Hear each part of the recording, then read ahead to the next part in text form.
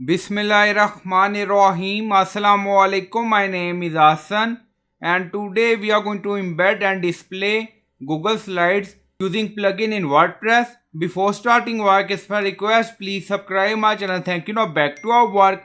So we are in dashboard. On left side you see plugin. So click on add new plugin. Then in search plugin, write embedpress.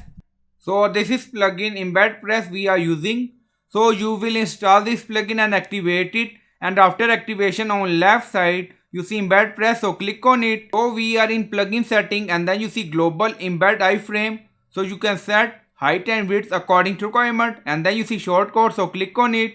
So we are in shortcode section, and in this section we are going to add Google Slides link. Now you see place your link.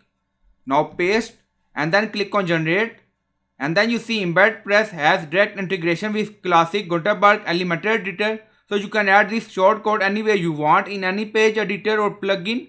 Now copy link, go to page and then paste and then click on update. Now page updated done.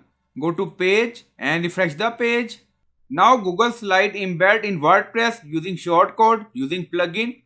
Now you see Google Slides, you see all information here. So I hope you like this video. Please like, comment, share, subscribe. Thank you for watching.